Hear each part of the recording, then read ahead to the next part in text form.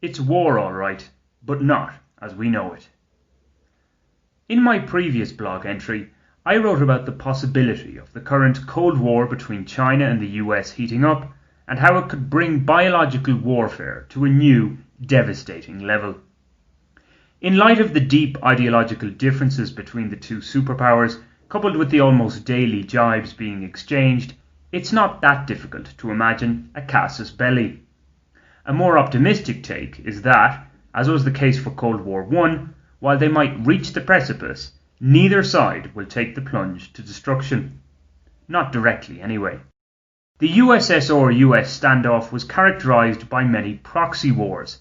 Latin America saw its fair share of bloodshed in this regard. So at the very least we can expect something similar in Cold War II. Again, though, the shape of them will most likely be quite different from the battles fought in the 20th century. In fact, online electoral interference by Russian actors, state-sponsored as it is seen to be, gives us an idea of the clandestine proxy conflicts to come.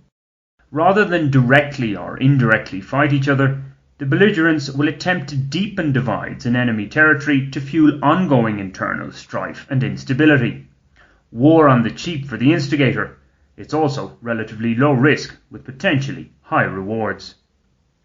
In the US particularly, from the outside looking in, it appears not merely a case of the seeds for division having been planted, they've sprouted and are already in bloom in many respects, thanks in no small part to the media.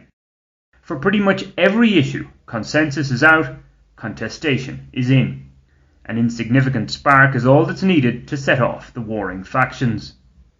The media, both traditional and new age, amplify any divisions by a considerable amount, while in some instances they create them where none really exist. On the ground, the differences are often much less pronounced than they are made out to be. This gives some cause for hope. Take a week's break from Facebook, Twitter, and the media in general, and there's a big chance you'll become more relaxed. Be that as it may, two-form media manipulation is as strong as it's ever been. There's manipulation of the media itself by outside forces, as well as the media's own malignant influence on the people it speaks to. On the first of those, in terms of superpower conflict, we're already in a hot war, and have been for some time. From a Western perspective, this is relayed to us, as mentioned above, in terms of Russian interference. No doubt it's a two-way street, perhaps done more overtly than covertly by the West, as in public denunciations of the dirty tactics from conniving Eastern powers, while at the same time, we must assume, playing them at their own game. However, considering the more muzzled media in the likes of China and Russia compared to the West, interference by the latter on the former in this sphere is unlikely to be too effective.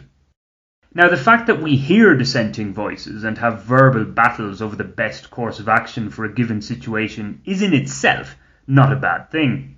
It's what liberal democracies with a free in name anyway, press are all about. In normal times, this works fairly well. Problems arise when our leaders look to unite the citizens behind a cause, especially an emotive one that is, literally, a question of life or death. This is what we're seeing right now with coronavirus. The divide it has created brings to mind the old aphorism, one man's terrorist is another man's freedom fighter. In one sense, it's an inevitable product of an open, literate society replete with multiple sources of information available to the masses. If we lived under an authoritarian regime, there would really only be one narrative. Thankfully, we're not subject to that yet. Moreover, deciphering what is fake news from genuine information isn't easy in this particular conflict. There isn't even agreement amongst those best qualified to speak on the matter, so little wonder many layfolk, Google at hand, have serious doubts about debatable decisions being taken for our own health and well-being. As I wrote about previously, the approach to dealing with coronavirus isn't a simple black and white issue. It's not, as some like to make it out to be, a dollars versus lives decision.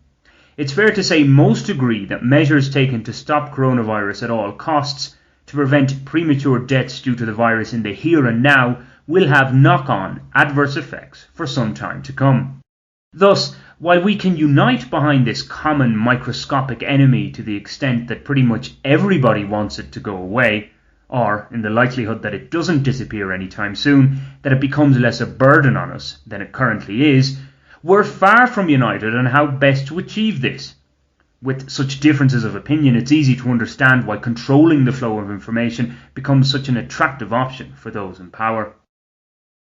We can only assume that this makes for pleasant viewing for the monolithic systems in Beijing and, to a lesser extent, Moscow.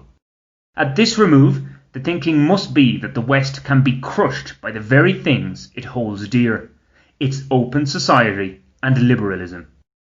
So have we given our worker ants access to too much information to the point that they're now harming the system itself? Answering in the affirmative, it can be said we've already reached peak liberalism, and operating at such heights has made us become lightheaded. It's far from clear as to the best route down to a safer level, if one exists, that is.